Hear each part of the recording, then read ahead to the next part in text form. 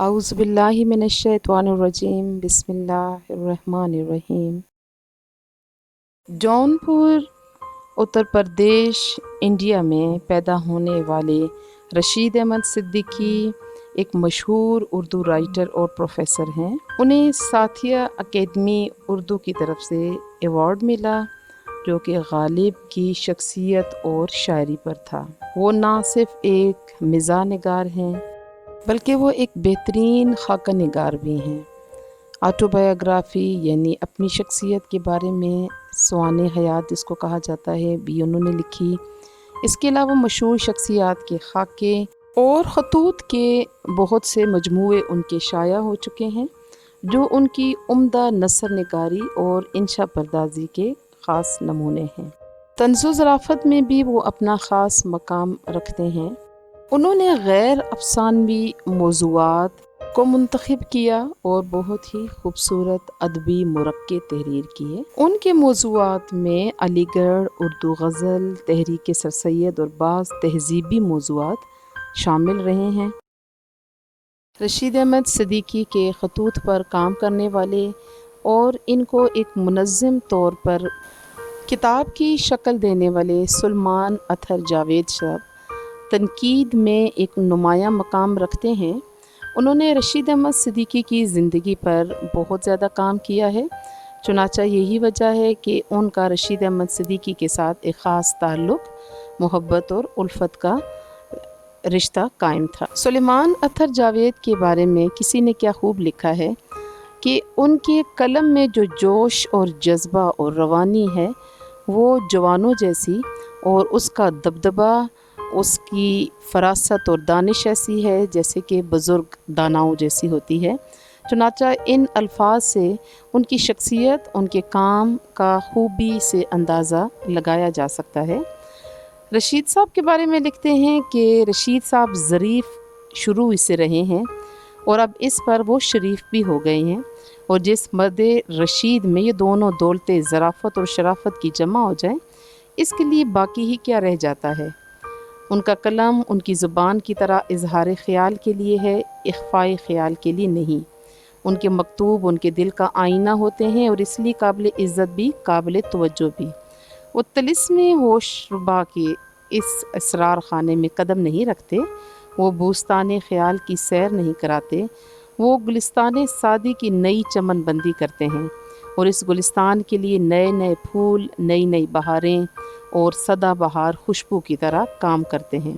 ظرافت اور شرافت پر اضافہ کر لیجئے لطافت کا بھی۔ وہ کبھی میرے چھوٹے تھے اب برابر کے ہیں، ہم سر و چشم، بڑی بڑائی ان کے لیے یہی ہے کہ اپنے کو بڑا نہیں سمجھتے۔ سلام ان کو جو ان سے خط و کتابت کی عزت رکھتے ہیں، ان کو جنہیں وہ مراسلت سے مشرف کرتے رہتے ہیں، اور سب سے بڑھ کر ان کو جنہوں نے یہ مکتوب جمع و محفوظ کر کے ان کے طبع و اشاعت کا انتظام کر لیا ہے۔ یہ وہ الفاظ ہیں جو مولانا عبد الماجد دریابادی نے پیش لفظ کے طور پر سلیمان اطہر جاوید کی کتاب رشید احمد صدیقی کے خطوط کے مقدمہ میں ان کے بارے میں کہی ہے۔ عزیز طلبہ، جو تصویر آپ کے سامنے اس وقت موجود ہے یہ مشہور زمانہ، تاریخی اور قابل عزت مدرسہ، اسکول، کالج، جو بھی نام اس کو آپ دیں، ہندوستان کے نوجوانوں کو جدید طرز کی زندگی گزارنے کا سلیقہ عطا کرنے والے، ان کو سیاست، معاشرت اور سائنس کی تعلیم دینے والے ادارے علی گڑھ کالج کی تصاویر ہیں۔ علی گڑھ کالج کے ساتھ رشید احمد صدیقی کا ایک خاص تعلق رہا ہے اور انہوں نے اپنی زندگی کے بہترین دن یہاں پر گزارے ہیں۔ یہاں کے اساتذہ، طلباء اور دیگر لوگوں کے ساتھ مل کر بہت سا کام کیا ہے، اور وہ ان کے زندگی کا ایک بہت ہی اہم حصہ رہا ہے، اور اسی کالج سے ان کی یادیں وابستہ ہیں۔ یہیں سے انہوں نے خطوط لکھے ہیں مختلف لوگوں کو۔ انہی چند بڑی شخصیات کے بارے میں آپ اس سبق میں ذکر سنیں گے۔ آئیے تو دیکھتے ہیں کہ پہلا خط جو انہوں نے ڈاکٹر محمد حسن کو لکھا ہے اس میں وہ کیا ذکر کرتے ہیں۔ خط انہوں نے ذاکر باغ یونیورسٹی علی گڑھ سے لکھا ہے اور کہتے ہیں کہ ڈاکٹر صاحب محترم سلام شوق، کہتے ہیں کہ آپ کا ایک خط مجھے ملا ہے، نوازش نامہ۔ نوازش نامہ کا مطلب ہے ایک ایسا خط جس میں کسی نے آپ پر کوئی احسان کرنے کے بارے میں کوئی ذکر کیا ہو اور آپ سے محبت اور ہمدردی کا ذکر اس میں موجود ہو، تو اس کو نوازش نامہ آپ کہہ سکتے ہیں۔ اور انہوں نے بتایا ہے کہ ڈاکٹر محمد حسن نے مجھے ایک خوشخبری دی تھی کہ مجھے ساہتیہ اکیڈمی دلی کی طرف سے ملنے والا ایک اعزاز ہے، اور اس کی کور ڈاکٹر محمد حسن نے انہیں وقت سے پہلے دے دی، اور وہ اس بات پر خوش ہیں کہ انعام پانے کی خوشی تو اپنی جگہ پر ہے، لیکن میں اس حد تک آپ سے متاثر ہوں کہ آپ نے اس خوشی کو مجھ سے پہلے ہی مجھے بتا دیا ہو۔ اور آپ کہتے ہیں کہ ڈاکٹر محمد حسن کی خدمات، احسانات کی تعداد، مقدار اور قدر و قیمت اتنی زیادہ ہے کہ میں ان کا شکر ادا نہیں کر سکتا۔ اور وہ یہ بھی کہتے ہیں کہ ڈاکٹر صاحب کی شرافت، قابلیت، دیرینہ وفاداری، یعنی ہمیشہ وہ ایک خاص قسم کی رواداری، محبت، حسن سلوک کا جو رویہ ان کے ساتھ رکھتے ہیں اور جس کی ہمیشہ سے انہوں نے پاسداری کی ہے اور اسے اپنی شخصیت کا حصہ بنا کر رکھا ہے، اس کی وجہ سے وہ ان کی بہت قدر کرتے ہیں، اور وہ اینڈ میں ان کو دعا دیتے ہیں کہ اللہ تعالیٰ آپ کو خوش، نیک نام اور اقبال مند رکھے، آمین۔ بیگم صاحبہ اور بچوں کو بہت بہت دعا۔ خدا حافظ، مخلص رشید احمد صدیقی۔ اس خط میں ڈاکٹر محمد حسن کا وہ اس بات کا شکریہ ادا کر رہے ہیں کہ انہیں جو اعزاز حکومت کی طرف سے مل رہا ہے، ساتھیہ اکیڈمی کی طرف سے، اس کی خوشخبری، اس کی خبر اور ان کی اطلاع انہوں نے انہیں وقت سے پہلے دے دی تھی، چنانچہ وہ اس کا شکریہ ادا کرنے کے لیے ڈاکٹر محمد حسن کو یہ خط لکھتے ہیں۔ اس کے بعد ان کا تیسرا خط ہے، وہ بھی ذاکر باغ علی گڑھ مسلم یونیورسٹی سے وہ لکھتے ہیں بنام ظہیر احمد صدیقی صاحب کے نام۔ کہتے ہیں عزیز گرامی دعا، مولانا ضیاء احمد صاحب مرحوم آپ کے والد محترم میرے اور کتنے دوسروں کے رفیق اور شفیق تھے۔ کہتے ہیں کہ آپ کے والد ضیاء احمد صاحب جو کہ وفات پا چکے ہیں، وہ میرے جیسے بہت سے لوگوں کے استاد رہے ہیں، ہمارے دوست اور ہم پر شفقت کرنے والے ہیں، اور ان کے ثانیہ رحلت یعنی ان کی وفات پر آپ کو اور ہم سب کو ہی صدمہ ہوا ہے، اور اس کا اندازہ میں اور آپ سے زیادہ اور کوئی بھی نہیں لگا سکتا ہے، اور مرحوم کا سایہ شفقت ہمارے سروں پر جب تک قائم رہا، ہم اس سے مستفید ہوتے رہے اور زندگی کی جو نعمتیں ہیں ان کو ان کے ذریعے حاصل کرتے رہے، اور سب کی نظروں میں ان کا کردار بہت زیادہ ممتاز، یعنی دوسروں سے بہت زیادہ ممتاز، مختلف اور اعلیٰ مقام کا تھا، اور اس کے علاوہ ان کا کردار دوسروں کے لیے مفتخر تھا، یعنی کہ اس پر فخر کیا جا سکتا ہے، اور کتنی بڑی سعادت ہے جو مجھے اور آپ کو دونوں کو حاصل ہے۔ میں ان کا شاگرد رہا اور آپ خوش نصیبی سے ان کی اولاد ہیں۔ ان کے والد کی تعریف کرتے ہوئے، ان کی تعزیت کرتے ہوئے وہ کہتے ہیں کہ شاید ہی مرحوم سے کبھی کسی کو تکلیف پہنچی ہو، وہ انتہائی شریف شخص تھے اور یہ خوبی ان کی دوسروں سے ممتاز تھی۔ اردو، فارسی، عربی ادب میں ان کی گہری نظر تھی، بہت زیادہ وسعت تھی اس میں، اور بہت زیادہ مختلف یعنی متنوع تھی، اور اس کے ہم سب معترف ہیں، یعنی ان کی تعریف کرتے ہیں اور اس سے استفادہ کیا، یعنی اس سے فائدہ حاصل کیا۔ ناملائم الفاظ کبھی زبان پر نہیں لائے۔ وہ مرحوم کے بارے میں کہتے ہیں کہ ان کا اخلاق بہت اچھا تھا اور کبھی بھی انہوں نے سخت الفاظ سے کسی کو بلایا نہیں، اس کا ذکر نہیں کیا، ان کی زبان سے کسی کو تکلیف نہیں پہنچی۔ کہتے ہیں کہ بڑے شوق اور سنجیدگی سے علمی مسائل پر اظہار خیال فرمایا کرتے تھے۔ پھر وہ کہتے ہیں کہ مرحوم کی مفارقت یعنی جدائی سے مشرقی ادب اور آداب کی محفل میں جو جگہ خالی ہوئی ہے، وہ مستقبل قریب میں شاید ہی پر ہو سکے۔ کہتے ہیں کہ آپ کے والد کی ہمیشہ کی جدائی جو تھے، وہ مشرقی ادب یعنی کہ جو ہندوستانی ادب ہے، اردو ادب ہے، یا آپ ایران کا ادب، فارسی ادب لے سکتے ہیں، اس طرف کے جو لوگوں کا ادب ہے، جو زبانیں ہیں اور اس کے علاوہ جو ادب کی محفلیں تھیں اس میں جو ان کا ایک مقام تھا ان کی وفات کے بعد وہ اب خالی ہو گئی ہے جگہ، اور قریب ترین دور میں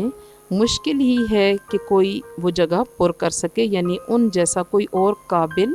شخص ان کی جگہ پر موجود ہو۔ پھر دعا کرتے ہیں کہ اللہ تعالیٰ مرحوم کو سایہ رحمت میں جگہ دے اور ہم سب کو صبر جمیل عطا فرمائے، آمین۔ مخلص رشید احمد صدیقی۔ اس خط میں ظہیر احمد صدیقی کے والد محترم مولانا ضیاء احمد صاحب کی وفات پر وہ ان سے تعزیت کرتے ہیں اور ان کی تعریف، ان کا کام، ان کی شخصیت پر خوبصورت الفاظ میں خط میں ذکر کرتے ہیں اور ان کے لیے دعائے مغفرت کرتے ہوئے نظر آتے ہیں۔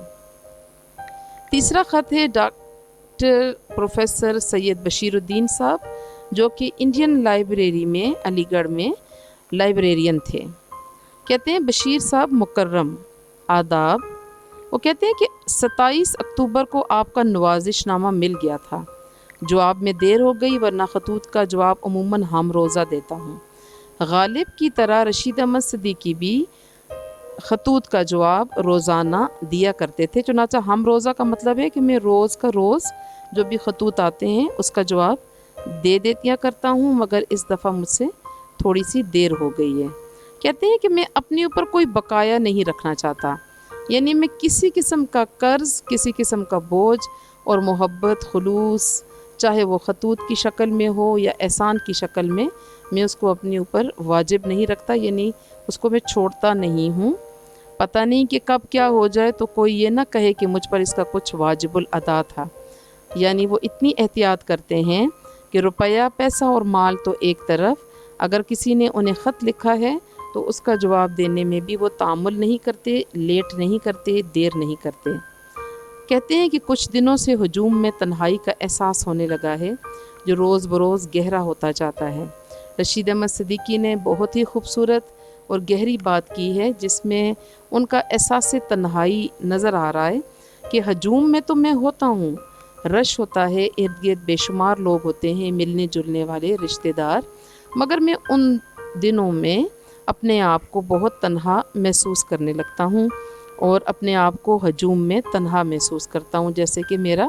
کوئی نہیں ہے، اور جیسے جیسے وقت گزر رہا ہے یہ احساس میرے اوپر حاوی ہو رہا ہے اور بہت گہرا ہوتا جا رہا ہے۔ پھر وہ کہتے ہیں کہ آپ نے خود اپنے مطالعے، اپنے اشغال، علی گڑھ کی زندگی اور الہ آباد کے موجودہ شب و روز کے بارے میں جو کچھ لکھا ہے اس کی تصدیق کرتا ہوں، اس لیے کہ زمانہ اور زندگی کے تقریباً اسی طرح کے سرد و گرم سے میں بھی گزر رہا ہوں۔ کچھ احوال بدلے ہوئے ملیں گے لیکن ان سے کوئی فرق نہیں پڑتا۔ کہتے ہیں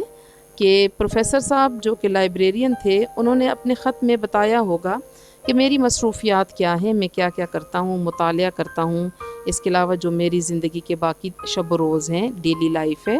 اس کے بارے میں انہوں نے ان کو بتایا ہوگا، اور پھر یہ بھی بتایا ہوگا کہ علی گڑھ کی زندگی کیسی ہے اور الہ آباد کے جو ان دنوں میں حالات چل رہے ہوں گے انہوں نے خط میں ذکر کیا ہے۔ تو انہوں نے کہا ہے کہ میں بھی کیونکہ علی گڑھ سے متعلق رہا ہوں، اس کی زندگی، اس کے شب و روز، اس کا زمانہ، اس کا وقت اور دور میں نے بھی گزارا ہے، تو میں ویسے ہی وقت سے گزر رہا ہوں اور میں جانتا ہوں کہ جو کچھ آپ کہہ رہے ہیں میں اس کی تصدیق کرتا ہوں، یعنی میں کہتا ہوں کہ بالکل ٹھیک کہہ رہے ہیں آپ۔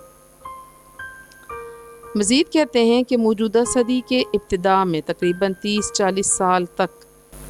ہر متوسط گھرانے کا یہی اصول اور قاعدہ رہا ہے، اور وہ یہ بتاتے ہیں کہ جو مسلمان درمیانے طبقے کے لوگ ہوتے ہیں، یعنی کہ نہ تو بہت غریب اور پسماندہ اور نہ ہی اوپر انتہا کے دولت مند، وہ کہتے ہیں کہ ان خاندانوں میں کچھ خصوصیات مشترک ہوتی ہیں، مثلاً کہ وہ اپنے مذہب سے، اپنے اخلاق سے، اپنی ہسٹری سے اور اپنی تہذیب روایات سے جڑے ہوئے ہوتے ہیں، اور وہ ہر جانب سے، ہر طرف سے، ہر طریقے سے اس کی پیروی کرتے ہیں، اس کو فالو کرتے ہیں، اور کسی نہ کسی طرح سے اچھے یا برے نتائج ان کے سامنے آتے رہتے ہیں۔ کہتے ہیں کہ ان خصوصیات کے نمونے اور نمائندے ہر مشترک خاندان کے افراد میں کچھ دنوں پہلے تک مل جاتے تھے۔ کہتے ہیں کہ بہت جلدی تبدیلی آ رہی ہے، انگریزوں کا دور پھر اس کے بعد جدید مدارس، علی گڑھ خود اس کی ایک مثال ہے۔ ایسے ہوا تھا کہ لوگوں کی طرز زندگی کچھ بدلنے لگی تھی، مگر پھر بھی کچھ ایسے لوگ، کچھ ایسے خاندان موجود تھے جن میں کچھ ایسی مشترک خصوصیات تھیں جو کبھی بھی نہ بدلیں اور کبھی بھی ان میں تبدیلی نہ آئی، اور جب ڈھونڈو تو ہر گھرانے، ہر علاقے، ہر شہر اور ہر خاندان میں کچھ ایسی شخصیات، کچھ ایسے لوگ مل جاتے تھے جن کا اس دور کے لوگوں جیسا رویہ، برتاؤ، تعلیم و تربیت، پرورش، نشو و نما ہوئی تھی۔ یہ وہ لوگ ہوتے تھے جن کی ابتدائی تعلیم و تربیت گھر پر یا مشترک مکتبوں میں ہوا کرتی تھی۔ یہ وہ لوگ تھے جن کی تعلیم و تربیت جو تھی وہ عموماً مساجد میں ہوتی تھی۔ گھر میں یا مشترک جو مدارس یا مکتب، چھوٹے سے اسکول نما ادارے ہوا کرتے تھے پہلے زمانے میں، وہاں پر ان کو کچھ تعلیم مل جایا کرتی تھی، اور اگر ان کو زیادہ مطالعے کا، مزید اور اچھے مطالعے کا شوق ہوتا تھا تو گھر میں کچھ مختصر سا کتابوں کا ذخیرہ ہوا کرتا تھا، وہاں سے یہ مذہبی، اخلاقی اور تفریحی کتابیں ڈھونڈ کر اس کو پڑھ لیا کرتے تھے۔ اس کے علاوہ گھر اور گھریلو کتابیں عزیز، رشتہ دار، بزرگ لوگ ان کو شریفانہ طور طریقے اور روایات کو سکھایا کرتے تھے، اور ان کی جو معمولی سی ابتدائی عمر کی زندگی ہوتی تھی، اس کی سوچ، اس کے تخیل اور امیجینیشن میں یہ کتابیں، یہ بزرگ اور یہ ماحول ایک خاص قسم کا جوش اور جذبہ پیدا کر دیتا تھا۔ کہتے ہیں کہ ہماری تربیت بھی ایسے ہی ہوئی ہے، اور ہم جیسے لوگ بھی اسی سوچ، امیجینیشنز کو لے کر علی گڑھ میں آئے، اور یہاں پر پھر ہماری زندگی میں ایک انقلاب برپا ہو گیا، اور ہمارے دل و دماغ کی کیفیت بدل گئی، ہماری سوچ، ہمارا عمل، ہمارا کردار اور ہمارے سوچنے سمجھنے کی صلاحیتیں بدل گئیں۔ ہمارے سامنے بہت بڑا میدان، بہت بڑا علمی ذخیرہ سامنے آ گیا، اور ہم نے علی گڑھ میں اپنے خوابوں کی تعمیر پائی، اور ہمیں اپنے اسلاف یعنی اپنے بزرگوں کی عظمت، اپنے خاندان اور بزرگوں کی شفقت، سہارا مل گیا، اور اس کی قدر ہمارے دل میں اور زیادہ پیدا ہو گئی، اور آپ جیسے اچھے لوگوں کی، ساتھیوں کی شرافت، سخاوت اور آرزو مندی سے ہم لوگ آشنا اور بہرہ مند ہوئے، یعنی آپ جیسے لوگ جو تھے ان کے محبت اور حسن سلوک سے، ان کے ساتھ دوستی اور تعلق کی وجہ سے ہماری زندگیوں میں بہت زیادہ فوائد اور راحتیں آنے لگیں۔ کہتے ہیں کہ میں اور آپ اپنی اپنی زندگی میں دیکھ کر اپنے آپ کو مبارکباد دیتے ہیں، خوشی اور فخر محسوس کرتے ہیں۔ کہتے ہیں کہ جو باتیں میں نے اوپر عرض کی ہیں، اگر میری طرح آپ پر یا آپ کی طرح مجھ پر نہیں گزری ہیں، تو جن کتابوں اور سربراہوں نے آپ کو متاثر کیا، کم و بیش انہوں نے مجھے بھی کیا، یعنی رشید احمد صدیقی ہوں یا سید بشیر الدین صاحب ہوں، وہ کہتے ہیں کہ آپ نے اور میں نے جو وقت یہاں پر گزارا ہے، اس نے آپ کو اور مجھے ایک جیسا متاثر کیا ہے، اور اس میں کم و بیش کوئی خاص تبدیلی یا کمی بیشی نظر نہیں آتی۔ کہتے ہیں کہ میں معلم بنا، یعنی میں پروفیسر بنا، لوگوں کو پڑھانے لگ گیا، اور آپ کو کتابوں کی دولت ملی، یعنی آپ لائبریرین بن گئے، اور آپ کو کتابوں کی اس دولت کی امانت سونپی گئی۔ آپ نے اس کا حق ادا کر دیا، جس کا ثبوت آپ کی ہندوستان گیر شہرت اور آپ کے مشورے اور مدد کی طرف سے متواتر اور مسلسل مانگ یعنی ڈیمانڈ رہی ہے۔ کہتے ہیں کہ بشیر الدین صاحب، آپ جب لائبریرین بنے اور آپ کو سب لوگوں نے سراہا، آپ کو اللہ تعالیٰ نے پورے ہندوستان میں شہرت عطا کی، اور آپ کا مشورہ اور مدد ہر طرف سے لوگ مانگنے لگے، تو اللہ تعالیٰ نے آپ کو بہت زیادہ عزت سے نوازا۔ کہتے ہیں کہ آپ کی انگریزی اور وسیع و متنوع مطالعے کا ہر وہ شخص معترف ہے جو آپ کو جانتا ہے۔ بشیر الدین صاحب کو انگریزی پر وسیع اور گہرا علم حاصل تھا، انہیں اس پر خاص مہارت اور دسترس حاصل تھی، اور ہر شخص جانتا تھا کہ بشیر الدین صاحب کو اللہ تعالیٰ نے اس میں کمال اور عزت عطا کی ہے۔ کہتے ہیں کہ آپ نے لائبریری کے تقاضوں کو بہت اچھے طریقے سے پایہ تکمیل تک پہنچایا ہے، اور یہاں پہ ایک لفظ لکھا ہوا ہے محتمم. محتمم کہتے ہیں ایڈمنسٹریٹر تو، یعنی لائبریری کے کاموں کو سنبھالنے والا ایڈمنسٹریٹر. پھر کہتے ہیں آپ ایک جوائے علم ہیں، یعنی آپ ایک ندی کی طرح ہیں جس سے ہر کوئی فیض حاصل کرتا ہے. یعنی آپ علم کا بہتی ہوا دریا ہیں، پانی ہیں یا ندی ہیں جس سے ہر کوئی استفادہ حاصل کر رہا ہے. کہتے ہیں کہ یہ سب کچھ ہماری زندگیوں میں علم کی جو دولت ہے، عزت اور شرافت ہے، یہ سب ہمارے ادارے علی گڑھ کی وجہ سے ہمیں ملا ہے. کہتے ہیں کہ علی گڑھ کا مطالعہ، یعنی آپ نے وہاں پر رہ کر جو کچھ علم حاصل کیا وہ قابل غور ہے. کہتے ہیں کہ آپ کے دل میں علی گڑھ کی وہی قدر و قیمت ہے جو ہندوستان کے باہر کے اہل فن کی ہو سکتی ہے اور ہے. لیکن کیا کیجئے کہ ایسے لوگوں کی بھی کمی نہیں ہے جو اچھی اور بڑی چیز کا احترام کرنے کی استعداد سے محروم ہو چکے ہیں. یہاں پر رشید احمد صدیقی تھوڑا سا شکوہ کرتے ہیں ان لوگوں سے جو بڑے اور علم والے لوگوں کی قدر اور عزت نہیں کرتے. چنانچہ وہ کہتے ہیں کہ ایسے لوگ بھی موجود ہیں جو اچھی اور بڑی چیز کو عزت نہیں دیتے اور ان کے اندر اللہ تعالیٰ نے استعداد نہیں رکھی، یعنی صلاحیت ہی نہیں رکھی کہ انہیں اتنا فہم و شعور ہی اللہ تعالیٰ نے نہیں عطا کیا کہ وہ بڑی اور اچھی عظیم چیزوں کی عزت اور قدر کر سکیں، ان کو پہچان سکیں. اور وہ کہتے ہیں کہ کچھ ایسے لوگ ہیں جن کو صرف علی گڑھ کے طفیل یعنی کہ اس کی وجہ سے اور علی گڑھ کا جو اختیار اور اقتدار تھا اس کی وجہ سے انہیں دولت اور عزت اور شہرت حاصل ہوئی ہے، مگر وہ اس کا حق ادا نہیں کرتے اور وہ ان احسانات کو بھول چکے ہیں. اور یہ وہ لوگ ہیں کہ اگر وہ علی گڑھ میں تشریف نہ لاتے، علی گڑھ میں تعلیم حاصل نہ کرتے تو آج انہیں یہ سب کچھ حاصل نہیں ہو سکتا تھا. یہاں پہ انہوں نے اپنے کچھ لوگوں، اپنے ساتھیوں کی طرف اشارہ کیا ہے جنہوں نے شاید اپنے کسی رویے سے ان کا دل دکھایا ہوگا. اینڈ میں کہتے ہیں بشیر صاحب بہت کچھ اور لکھنا چاہتا تھا لیکن تھک گیا.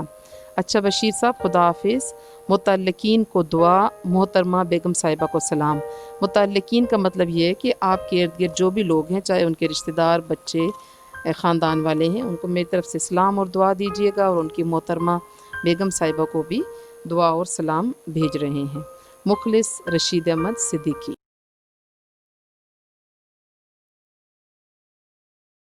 عزیز طلبہ، سلمان اطہر جاوید کے مرتب کرتا یعنی ترتیب دیے ہوئے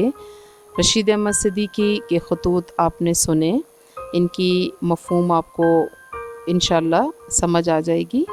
سبق میں دی گئی مشق کو حل کریں اور مجھ سے رابطہ کریں. کمنٹس میں آپ نے جو کچھ پوچھنا ہے وہ آپ پوچھ سکتے ہیں. جو بھی سوال ہو آپ کا، آپ ضرور بتائیے گا اور محنت کریں. آپ کی زندگی، آپ کا مستقبل آپ کے اپنے ہاتھ میں ہے. اس کو چاہیں تو سنوار لیں، چاہیں تو فضول کاموں میں اپنا وقت ضائع کرتے ہوئے اپنی زندگی کے ان خوبصورت قیمتی لمحات کو ضائع کر دیں. مجھے امید ہے کہ میٹرک کی اس کلاس کے لیے آپ کی توجہ اور آپ کی محنت رنگ لائے گی اور انشاءاللہ میٹرک میں آپ اچھے نمبروں سے کامیاب ہوں گے. میری دعائیں آپ کے ساتھ ہیں. آپ لوگ بھی محنت کریں اور اپنے وقت کو کارآمد بنائیے. کھیل کود، ہنسی خوشی اور دوسری مصروفیات اپنے ساتھ لازمی رکھیے. آپ کی عمر ہے، آپ کی خواہشات ہیں، آرزوئیں ہیں، بچپنا ہے اور جوانی کی امنگیں ہیں، مگر اس کے ساتھ ساتھ یہ زندگی، یہ وقت پھر دوبارہ ہمیں نہیں ملے گا. اپنی محنت کو جاری رکھیے اور کامیاب انسان بنیے، اپنے لیے، والدین کے لیے اور اس ملک اور ملت کے لیے. بہت شکریہ. اللہ حافظ.